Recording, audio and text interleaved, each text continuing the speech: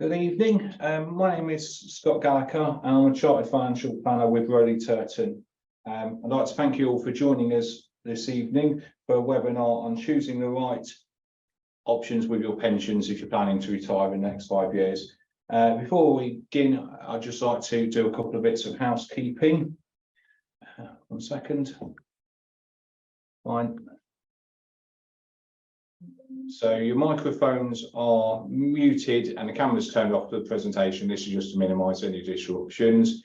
And there's a question and answers feature on the webinar. So if you've got any questions, just type those into the Q&A bit.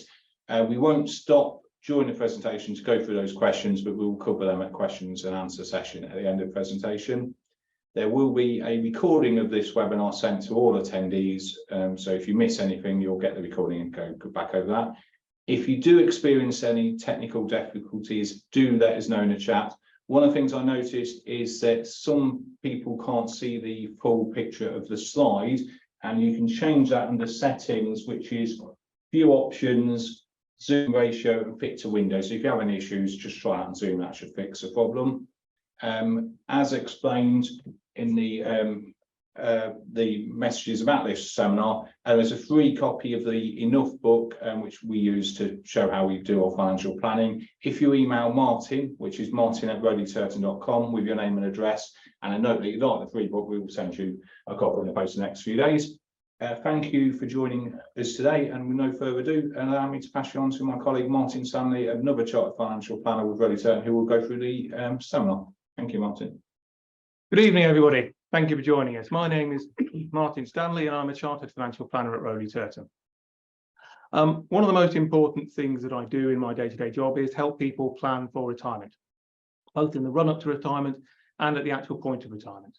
And the reason it's one of the most important things I do is because for most of my clients, it is also one of the most important things they are going to do. Really, it's bigger than buying a house. It's bigger than a new job. And when you consider that most people's pension funds, we hope, will be one of the biggest financial assets they've ever had, then it is a really important deal. You can compare the decision, I suppose, to buying a house, and I suppose that makes us something like building surveyors. And building surveyors and financial advisors alike probably get together when they're in private and talk about where clients have got things right and got things wrong. Hopefully, you'll be in the first category. For example, my colleague Scott, who you just saw, told me a story earlier of a case where he managed to save a client £40,000 by having an insight into a particular aspect of pension law. That was the price of a new BMW, he told the client. And those of you who have been to the office will know there's a BMW office just around the corner. Unfortunately, of course, there are always ways to get things wrong. I hope none of you will be in that category. But we had a case recently where a widower sadly discovered late in the day that financial planning done in the past had left them at that point in financial difficulties. It's a sad case, but those things can happen. Now, hopefully none of you will be in that category. And today is the first step along that road of giving you a bit more information, putting you in control so you've got the power of knowing more about what you should do at retirement. So before we go on, I should explain that there are two kinds of pensions we're going to look at, or one I'm going to explain and one we're going to look at. Defined benefit schemes are final salary schemes. They were the gold standard for many, many years. And those of you who are lucky enough to have had a final salary scheme through your career, you're really in the golden generation, because for most of us now, those pension schemes have been phased out. Even public sector workers, the NHS, the police, etc., it's being phased out for them. But like me, many of you perhaps have a small element of final salary pension in your portfolio. And if you have, that's great. But most of us are relying on what is called a DC, a defined contribution pension. And that's what we're going to talk about today. We're going to explain how you take your DC pension and you turn it into your income in retirement. Let's just simplify things first. A DC pension might be a stakeholder pension, auto-enrollment workplace pension like Nest. It might be a SIP, it might be a SAS, it might be a personal pension. These all have slight differences between them on a technical basis, but really, for most purposes, they are all exactly the same thing. So you can think of them all as DC pensions. Now, with a DC pension, as it says on the screen there, you have a pot of invested money, not like a final salary scheme. It's a promise of income in retirement. You have a pot of money that you earn over the years. You can invest in a wide variety of investments, not everything, but a wide variety. And how cautious or adventurous you are is up to you. One good thing is that if you die earlier than expected, then that money is not lost. That money goes to your family. When it comes to the size of your pension, well, size matters. The bigger the better, obviously. And the size depends mainly on a couple of things. Firstly, how much money has gone in from you and probably your employer over the years. And secondly, how successful your investments have been. Now, both of those are probably worthy of a seminar in themselves, so keep tuned. But for the moment, we're going to assume that you have built up a large pot of money over the years. You're now at the tipping point. You've decided you want to stop saving and start spending the money. And we're going to talk about how you can do that. Before I go on to that, just as an aside, we're talking about building up a large pot of money. Some of you might have seen last week in the Chancellor's budget, there've been a couple of changes to pension rules. And one of those is there's no longer a limit on the amount you can build up. At the moment, there's a limit of just over £1 million. It sounds a lot of money, but people do get there. But from the new financial year, the limit will be, with a few exceptions, unlimited. So if any of you do have £1 million plus in pensions, I'd encourage you to get in touch straight away. As to how much you need, it's a burning question in a lot of people's minds. As a chartered financial planner, I can tell you precisely that it is as long as a piece of string. There are a lot of factors that go into it. And most of them actually aren't technical factors, but they're personal issues to do with you and your family and how you spend and what you want to do with your life. And that's why no two cases are alike.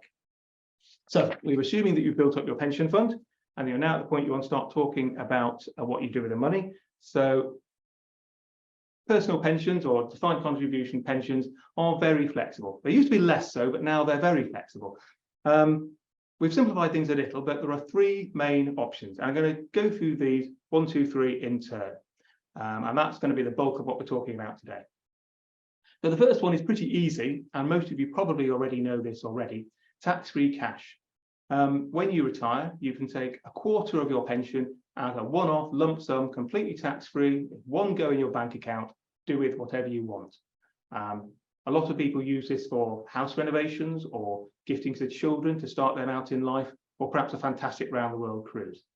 The one thing to say, of course, is that the more you spend in that first flush of excited retirement from your tax-free cash, the less money you've got for the later years. So some caution is needed. Just before I go on, I ought to say also that when I talk about retiring, I don't necessarily mean when you stop work, because you can take your pension benefits at the same time as you're working if you want to. You're not tied to a particular date. So that's the first one, dispensed with pretty easily, the tax-free cash, money that you can go and spend if you want to. The next two options are going to take up the bulk of our time. But before I go on, there is one thing to mention, which was, unlike the tax-free lump sum I just mentioned, everything else, whether it's an annuity or income drawdown, is subject to income tax. And the way it works is just like you'd be used to through your salary at work. You're paid a pension, and the pension company take off the money, the tax money for you, and it's paid to the taxman by PAYE, and you get a pay slip just like you're working, so you don't have to fill in tax returns or anything of that sort. So the first option we're going to look at is an annuity.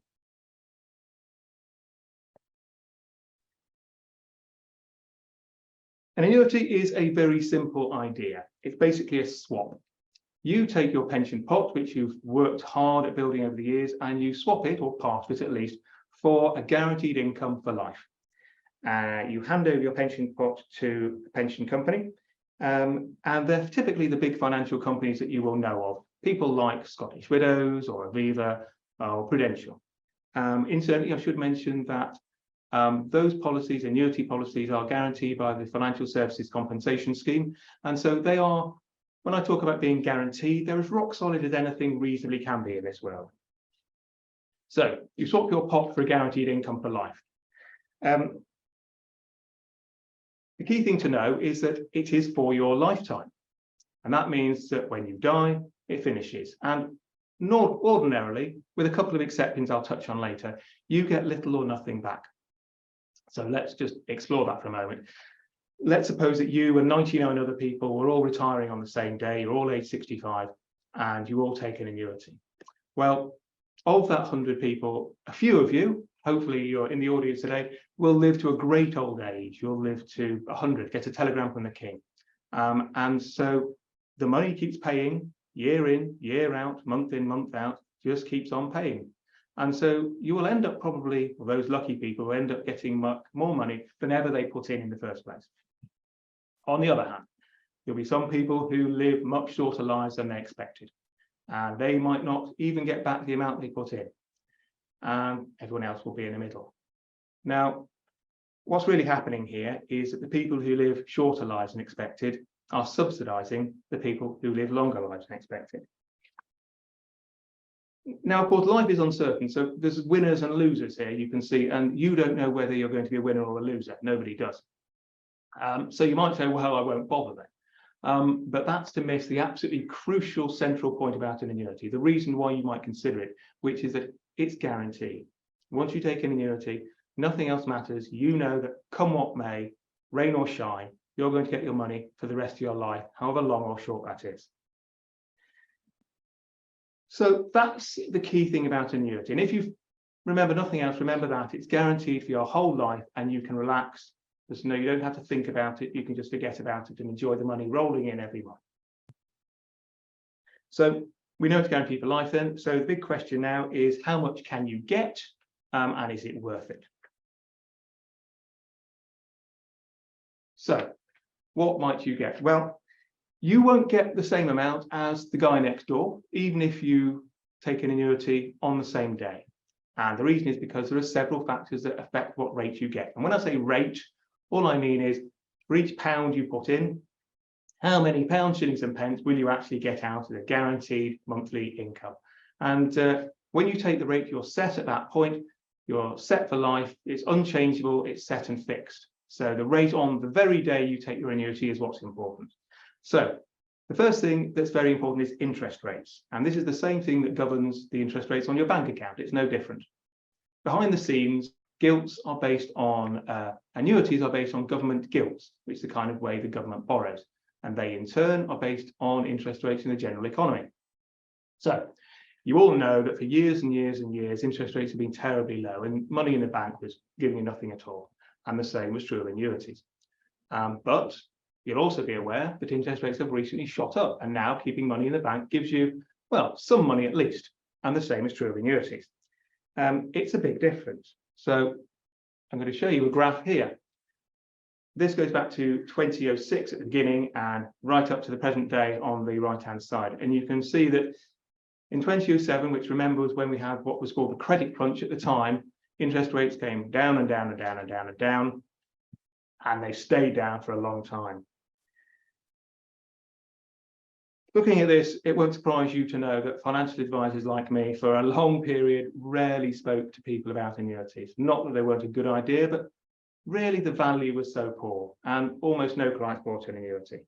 From 2007 at the beginning of the chart, it went down and down and down, but you can see on the right-hand side there, it shot up again. That means that annuities are very much in the public eye again. You might have seen articles in the newspaper. That might be what prompted you to come here today. It's certainly what prompted us to think that this is an area that people probably want to hear us talking about.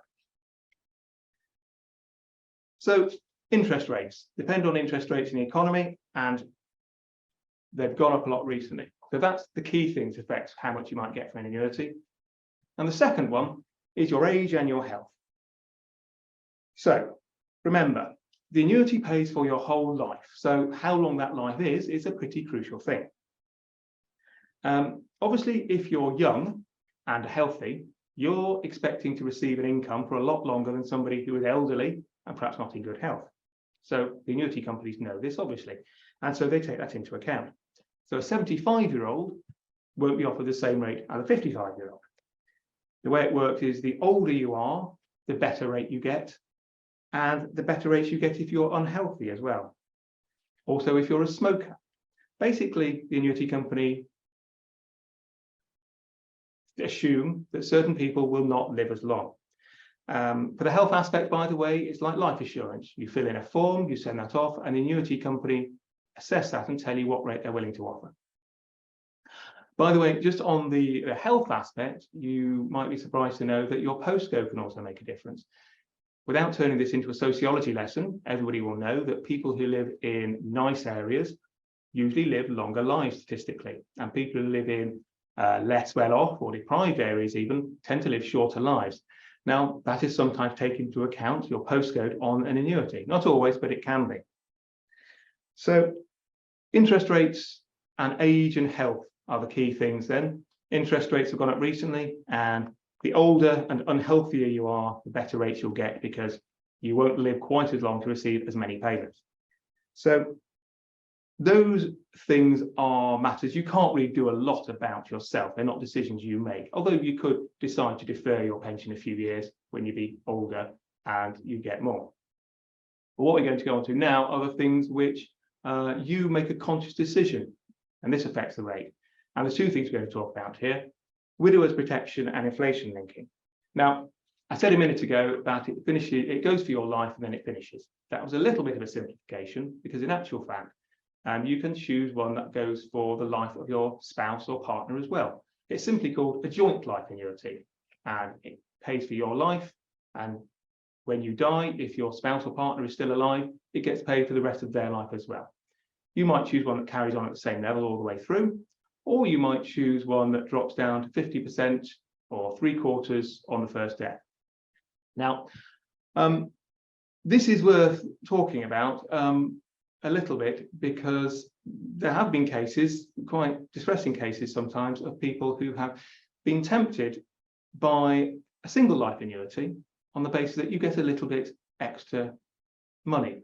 Because of course, joint life annuities, the annuity company expect to pay out a little bit longer, and so the rate you get to begin with is a little bit lower.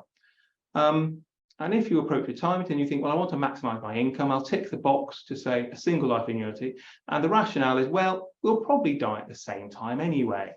Well, I'm sorry, that often isn't the case. And a case recently, and quite a few cases over recent years, have highlighted that sometimes people can be left in the lurch by that decision having been made by one partner.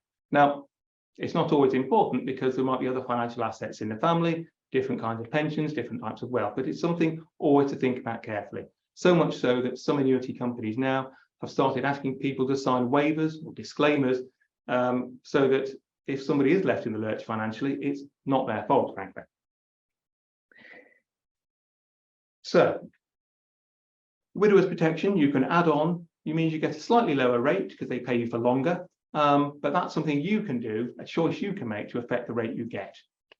And the last thing we're going to talk about on what affects your annuity is inflation linking. Now, this is something which has been on everybody's minds for quite a while now, because inflation has been so high. So it's worth taking a little bit of time to talk about this. And especially so because as a financial advisor, I find an awful lot of people underestimate the effects of inflation, because ignoring the last little period, which has been on everybody's minds, in general, through my life, inflation was a creeping, gradual thing. You didn't really think of it as a powerful force in your financial planning, but it really is. So, for example, if you bought an annuity that gave you £1,000 a month at age 60, and let's say you live to age 90, well, you'd expect next year it would buy a little bit less stuff, and a little bit less, and a little bit less, and a little bit less. Well, by the time you got to age 90, you'd probably find it bought half as much stuff, half as much. Now your bills don't go down that much, and nor do your spending normally. Now, of course, that depends on what interest rate, what inflation rate, I should say, you assume over the years. I've assumed a modest long-term rates there. But because of this, because your spending power can go down over time, you can, of course, get an annuity where you factor in inflation linking. And all that happens is the annuity automatically goes up every year, year on year. Every year you get a little bit more. You can opt for ones that go up by a particular percentage, 2.5%, 3%, or one that goes up by CPI, for example, which is the government's preferred measure of inflation, and it's all you hear about on the news. But of course, there's no such thing as a free lunch. And if the annuity company knows that for years and years and years, it's going to have to ramp up your income every single year, then obviously they're going to start you off on a lower level to begin with. Now, deciding whether or not you want inflation linking on your annuity is actually not as simple as it sounds. We had a talk in the office recently and decided there are three kinds of approaches to this, three kinds of people that we see in the office. The first person is the cautious person who says, well, look, I just want to know that my income is going to have the same buying power all the way through. I don't have to think about it. I don't have to worry. I just want to know that I'm secure. So they're the cautious people, and that's perfectly fine. However, another person might say, well, look, I want to maximize those first 10 years of my retirement, the golden years, the years when I'm fit and healthy enough to travel and play golf and do things. So I want the most I can get in the first period, even though I know that later on it's going to become less and less valuable. Those are the people who talk about fabulous holidays and look forward to retirement keenly. I'm in that category myself, although I am a long way off retirement, unfortunately. The third group of people, the third and last, are the people who say, look, what I want is I want to extract the maximum pounds, shillings and pence from this annuity. How do I do that? So then we start looking at graphs and crossover points and factor in the tax. These are the people who turn up to our offices with their own spreadsheet already completed, and they're the detail-focused people, which is fine again. So there is no one-size-fits-all approach to this, although what cuts off everything is that it's very important to think about inflation and in some way to factor it into your planning. Before we move on from these things that affect what rates you get, how much money you might get from an annuity, there's a couple of things I'll mention that I'm not covering in detail today, other things that might affect the rate. And they are two things called value protection and guaranteed periods. Now, these are things, although I said that when you die, you get little or nothing back, these are options that mean you can get a limited amount back. I'm not going to cover them in detail today because we'll model things a little bit, but if anybody would like to talk about those later, we certainly can do. Now, I've talked about this all-important rate, the rates that determines what you get. So let's have a look at some examples. The wrong way around. Excuse me. Here we are. So these are some examples, and let's talk through some of it. At the bottom left, you see a healthy 75-year-old, and the first box is £8,418. That's for the £100,000 pot which they put in. That's a pretty good rate. That's single life, so they're not protecting their spouse, they're not having inflation proofing on it, and they're relatively elderly. So they get a good rate. Look above. The box above is a 65-year-old, and unfortunately they've got health issues. Now, they've got an extra 10 years to be paid, and so you might expect their rate to be quite a lot lower, 10 years younger, but it's not that much lower, a bit, but not a lot. And that's because of their health, unfortunately. And frankly, the annuity company think this person isn't going to live a long life.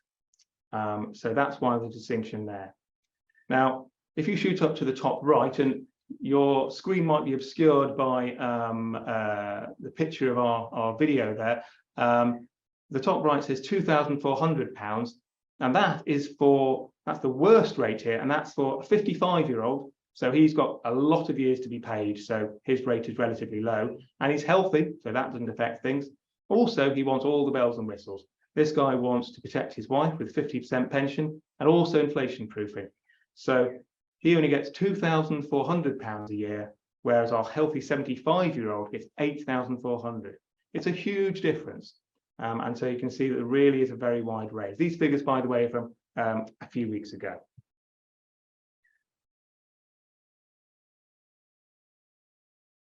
So let's recap on annuities. Annuity gives you a guaranteed income for life. It's set and fixed and it never changes. And how much you get at the outset depends on the day you secure the rate, what are the interest rates, how old are you, what's your health, and what options have you added on in terms of inflation proofing and a spouse's pension. The guarantee is fabulous, but the trade-off is that it's fixed and inflexible. You can't change it ever. And remember, right at the beginning, I said that if you die, then you get little or nothing back normally. And if you are one of the unlucky people who die earlier, then you would have lost out. So that's a whistle-stop tour around annuities and how they work. I'm now going to go on to the other option, which is income drawdown. There's no need to take notes because I will have a side-by-side comparison in a little while. Remember I said that for an annuity, it's basically a swap. you change one policy for another, a pension for an annuity. It's a different policy entirely. Well, with income drawdown, there's none of that. You don't swap at all. In fact, you might carry on with the same pension policy you've had for years and years, adding your money in month by month. Although a lot of people take the opportunity to move to a more modern pension. You needn't if you don't want to. So how do you get your money out then? Well, there are no rates. You don't have to secure a rate because how much you get just depends on how much you want to take. It's your pension because drawdown, simply put, means dipping into the pot and taking how much you want out. Some people prefer to dip in on an as and when basis, taking lump sums here and there. Most people, though, decide to replicate how it was in their working life. So we organise to make a monthly withdrawal from their pension pot, and that gets paid straight into their bank account, just like salary would have been. And just like salary as well, the tax is taken care of by the pension company. They pay it straight to the tax man and you get a pay slip. So it's very easy. Just like the annuity, you pay tax on it, as I say. So it's even, I said the annuity was simple, and this seems even easier. You just take money out when you want it. So let's have some advantages and disadvantages for this. So the big advantage that people often focus on is that in the event of your death, whatever's left in your pension pot isn't lost. Not like with an annuity, the money is still there and it goes to your family or whoever you nominate, even a charity. This is a huge difference, and it can make a big difference to some people. Some people have very specific needs. For example, a client I knew some years ago said to me when he came to this point, he said, Martin, my father died at age 65 of heart disease, and my uncle's died at age 65 of heart disease, and my brother, well, he's not looking good, and you know, I might not make a great age. So I don't want an annuity where I'm going to get nothing back. I want to have income drawdown where I know any money I haven't yet spent goes straight back to my family. Now, last time I saw that fella, he was fit and well, and I hope he stays that way. But for him, this was a very important planning point to make sure that he got his money back, or as much of his money as he hadn't spent. So that's the first key advantage of drawdown, the money back to your family. The second one is flexibility. Now, the annuity we looked at was completely inflexible. It's set and fixed and it never changes. You can't go back, you can't change it. It just pays every month for the rest of your life. But with drawdown, you can stop, start, increase, decrease, take lump sums, take regular, monthly, quarterly amount, however you want. It's your pension and you decide. Often people choose to take, for the first 10 years or so, they take more, much more sometimes, because that's the golden period where you're traveling and spending and being more active, and then take less in later years. It's also great if you need to smooth out your financial planning. For example, perhaps you're retiring at 60. Your state pension, which is £10,000 each normally, isn't until 67. So you think, well, I've got a gap to fill. Well, that's fine. With the flexibility of drawdown, you can fill in the gaps and make it smoother over the years. So that's the second advantage, that flexibility. I ought to say on that flexibility, you could, even if you wanted to, take all your money in one go, one huge lump into your bank account. However, although it's very tempting, it's usually a terrible idea to do that, because having it all in the one tax year means that you shoot up into the highest tax bands and you spend a lot of money on tax. Far better to take it over a number of years, or more usually your whole life. So that's the second advantage. The third advantage is that the money is still in a pension, and it's no different. It's still the same pension, and so it's still invested, and so you still hope for good investment returns. And if you do well in your investments, then you make more money, you can spend more money, and the money might last longer. So that's another advantage. And it all sounds pretty fabulous, doesn't it? So just to recap, you get money back to your family on death, you get complete flexibility and the opportunity to make more money. You're not closed off from more investment opportunities. So that's great, but of course there are disadvantages to go with the advantages. So let's just go on to those. And really, there's one, which is that unlike an annuity, you have no guarantees. Things can go wrong.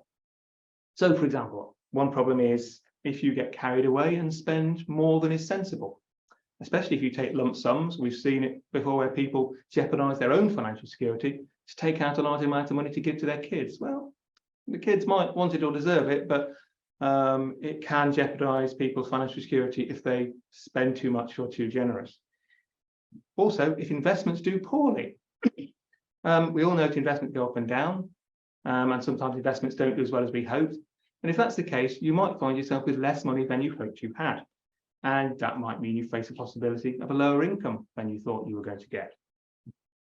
These are both really important points, especially for the reason that at this point in life, you can go back to work, but most people don't want to. And so the opportunity to repair any damage done, to sort of work your way back again, is fairly limited.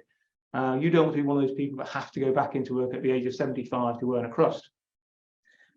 The other disadvantage of drawdown is that it's more complicated. An annuity is completely simple. You just do it and forget about it and the money rolls in. With drawdown, though, you have to monitor it. You probably need a financial advisor to help you with the investment side of it and a few technical aspects. For example, at Rowley Turton, we always insist that a client has at least an annual meeting where we project forward, go through, make things still on track, and make sure that everything is exactly as it should be and that we're not diverging or storing trouble for ourselves. So that's income drawdown, advantages and disadvantages. The advantages are great, but the disadvantage is you must be prepared to put up with those potential disadvantages of investment returns and that temptation to spend a little too much. Before I go on to compare the two, I should say that it is not either or. You can choose both. For example, you could choose to put half of your pension into an annuity in order to secure a base level of income you know is completely guaranteed. You'll never get less than that. But with the other half, you might say, well, I want the flexibility or the opportunity to do well in investments.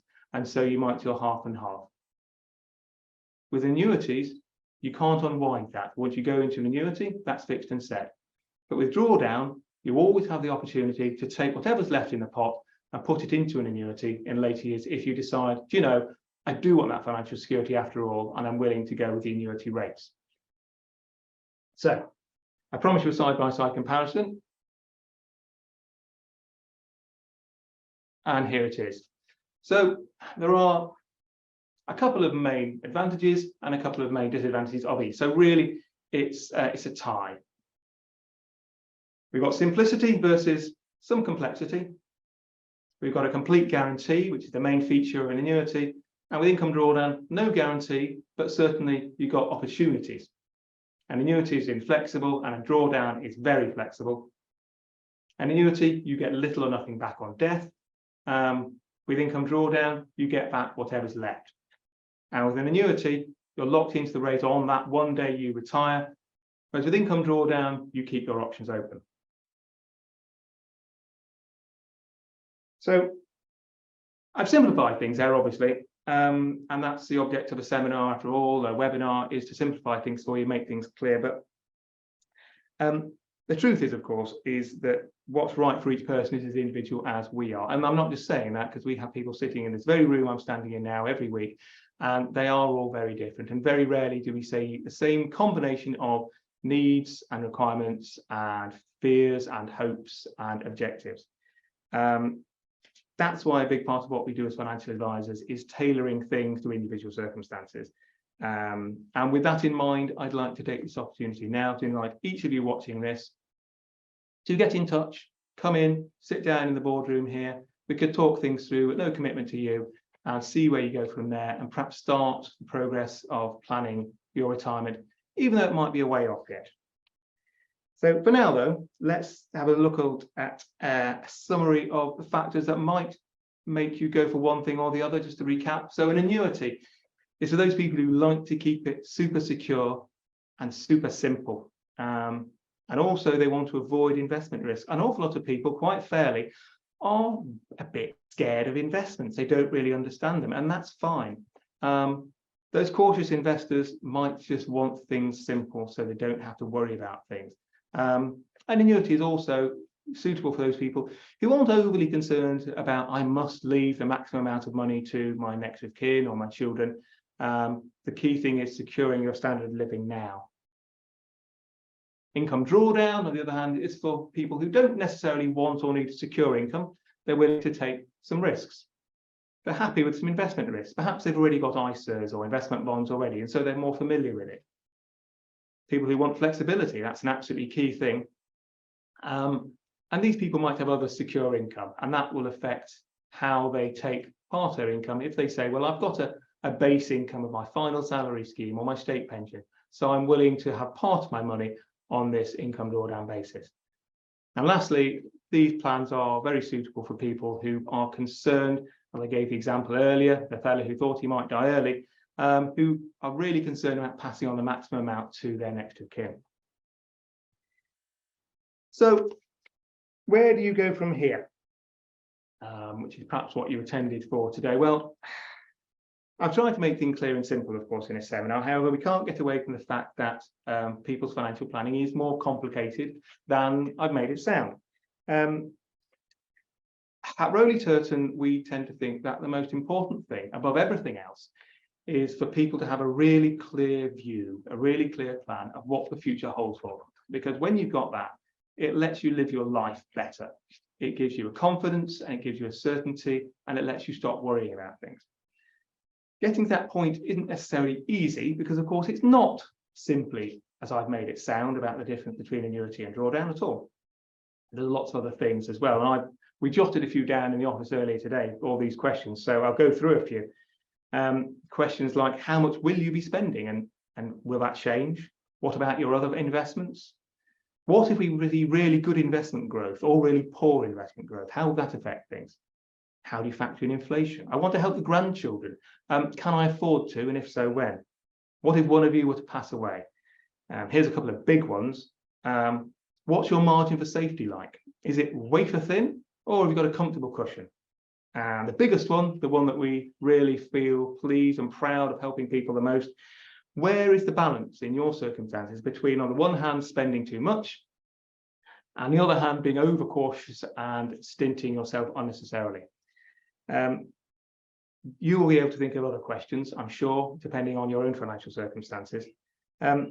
Before I go on from that, I just will say that some of those questions, a really crucial thing is that a lot of them are things that you need to think about in advance. So we normally say, as a rough rule of thumb, start planning this about 5 years before the earliest age you might retire. And that means you've got plenty of time to adapt things and change things and get things on track. So anyway, I went through some of the key questions there, and obviously they complexify things, they make things difficult, and they can get a bit tangled. And here's the pitch. This is what financial advisors can do for you. They can help you to untangle all this and give you that clear view of the future that you can rely on. One of the tools we use as chartered financial planners is called cash flow planning, lifetime cash flow planning. And it's a kind of sophisticated computer software that can project forward over time, take into account lots and lots of variables, and show you possible futures. We can play with different options and different futures and what ifs, and that gives you a clear view of, well, what can I do and what can I expect? Although it's a powerful and sophisticated tool, it really is a powerful tool. It's designed for clarity from your point of view, and the objective is to help, again, clients to have that really clear view of the future. And this isn't just airy-fairy, pie in the sky projections either.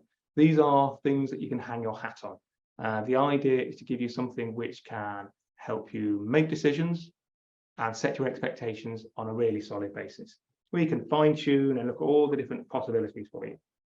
And in that, the biggest and most burning question for a lot of people is, well, when can I retire? It's not necessarily the date on your pension paperwork, I can tell you that for nothing.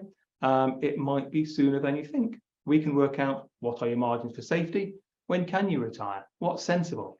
What's your spending going to be at different times of your retirement?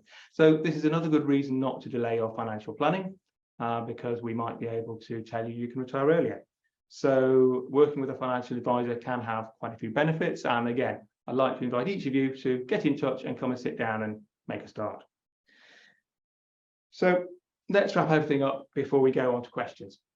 I've given you a quick tour through the differences between tax-free cash, income drawdown, and annuities. And like much in life, if you really had to boil it down to one thing, you probably shouldn't, but if you really tried to, it comes down to, would you take a cautious approach or a less cautious approach?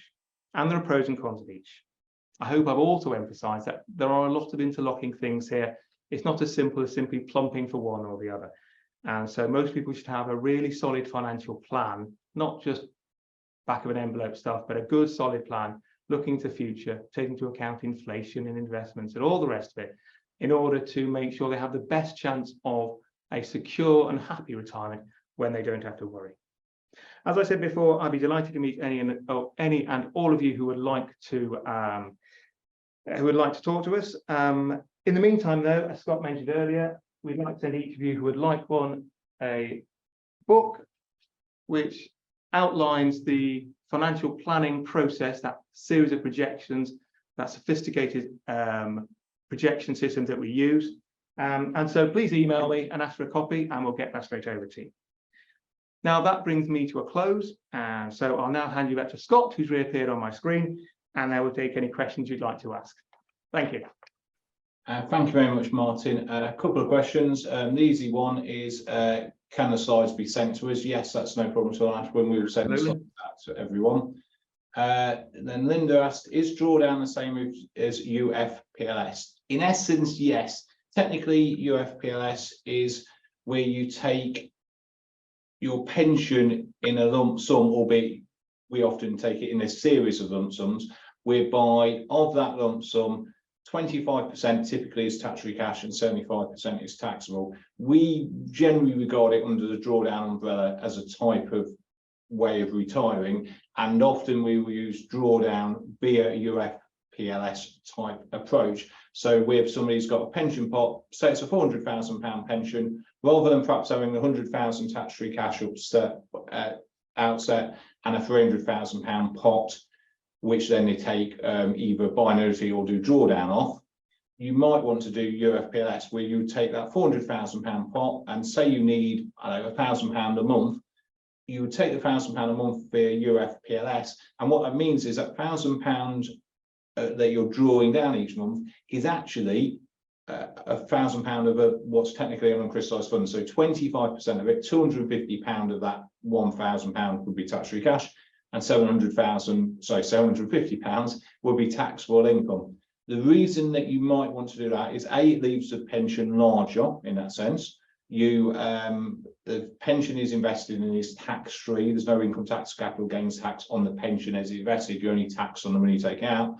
And a quarter of those withdrawals are therefore tax-free because you're using this the tax-free cash allowance. And if the pension fund grows up, you can potentially have more tax-free cash because that pension pot can grow. Obviously, it can go down, so it could be smaller. So yes, we would put it under the umbrella of drawdown, and people use the terms. But in a whistle-stop tour, I think we'd say it's drawdown. So hopefully that's cleared that up. Somebody else asked, is it possible to purchase more than one annuity? For example, could you use 50% of your pot for annuity and the rest for drawdown, and then later on I've changed your mind and use that drawdown pot to purchase another annuity? Yes, you could slice and dice your pension pot or pots in a number of ways. So you might want to, I think Martin mentioned, if you've got a state pension due but you're retiring early, you might want to split your pension planning kind of in three. You might say, well, okay, I'm 60 now, I know my state pension due at 66, 67, depending on your age. Right, so that's fairly secure, but maybe the state pension isn't enough. So what you might want to do is buy an annuity, possibly today, to kind of top up your state pension. So that's your bread and milks and your gas and electricity. So state pension and an annuity, possibly index linked, possibly not. And then take drawdown for the balance to cover that period, say from 60 to 67. That's one way of doing it. There's other ways of doing it. You might want to leave part of your drawdown pot because you think you don't need it, so you might want to secure a level of income and then leave some drawdown pot later. And again, you can do, as Martin said, if you're doing drawdown, whether or not you bought annuity with some of the money, if your circumstances change or rates change as the annuity rates increase, you could jump from one to the other. Well, you can jump from drawdown to annuity, but actually you can't jump from annuity to drawdown because annuity is a one-off decision. So you can do that. And again, it sounds awful, but if you're married and you're not sure whether you need to include a widow's pension or not, you might not want to buy a single life annuity because you might want to protect your wife. You might not want to buy a widow's annuity because maybe that costs you too much. You might do drawdown, but then if your wife was predeceased you, or your husband predeceased you if you're the wife, then you might then think, well, okay, I can buy a single life annuity now because I haven't got anyone I have to protect. So you've got a lot more flexibility in that. And equally, if your health changes, on one hand, you might not want to buy an annuity because you might be worried about how long you live. but the annuity rates might be better, and that might think, well, actually, I can secure quite a good level of income. And we've done that for clients in the past. Hopefully I answered that. Another question. What advantages and disadvantages of leaving pension pots with the pension company or employer scheme until sometime after retired, until you want to do something with the money? There's a couple of advantages. Primarily, it's around tax. So pension pots are generally, well, the pension pot is generally income tax and capital gains tax free in terms of the investments. So you're not paying tax on it. So if you've got a pension pot and you don't need the money, then there's an argument for leaving it there where it's effectively tax-free growth, rather than taking the money out, paying income tax to get the money in your name, or even you could have tax-free cash-free, but then having to invest it in a taxable bank account or investment in your own name. So the first thing is tax-free growth. Secondly, pension funds generally are exempt from inheritance tax, whereas money in your own name is subject to inheritance tax. So again, if you've got an inheritance tax problem or might have an inheritance tax problem, and this is one of the things that we do a lot with clients, the idea is to spend down other monies first. So you've got your house, you can't do a lot with your house. You've got savings and investments, ISAs and things, and then a pension. You might be better to bring down the savings and investments, which are generally subject to inheritance tax, and let the pension grow. So that's the other main reason. And the other point is you may just not be sure what you're going to do, and you may not want to make a decision. So you can kind of do a quasi, leave it there, possibly draw down for some, for initial period whilst you decide whether an annuity or not is the option for you. Is that okay?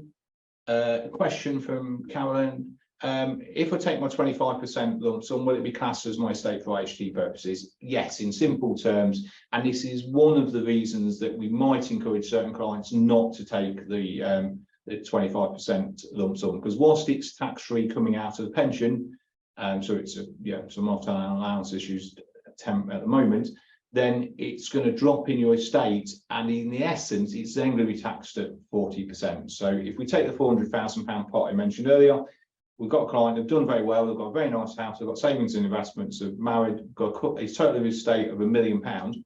If they take that £100,000 tax-free cash from their pension and put it into their estate, they put it in a bank account, put it into ISAs over a few years, green bonds, whatever it is, then their estate is suddenly 1.1 million. And then when they die, interspousal transfers are exempt, but when it dies and goes presumably to the kids or grandkids, then they will pay 40% on that £100,000 excess. So whilst the £100,000 has come out of your pension tax-free, it then sits in your estate and you lose 40% of it inheritance tax when you die. So there are ways and means of thinking about giving it and holding it into certain assets that may negate that to some extent, but it is a big factor that we consider. I think that's all the questions gone through. Thank you. Have you got any more points, Martin? No, I think that's everything, other than to say to everybody, thank you very much for attending this evening. Thank you for giving up your time. I hope it's been interesting for you. I hope it might have set your minds racing. And if you would like to race in this direction, we're very happy to have you in. You can sit down and we can chat through things. The meetings here, Early Certain, to begin with, are always entirely sort of free and easy and entirely at our expense. So if you'd like us to explore options, drop me an email. It's martin@rowleycertain.com, and I'd be glad to hear from you. But that's it from me, and thank you and good night. Cheers. Thank you, everyone. Good night.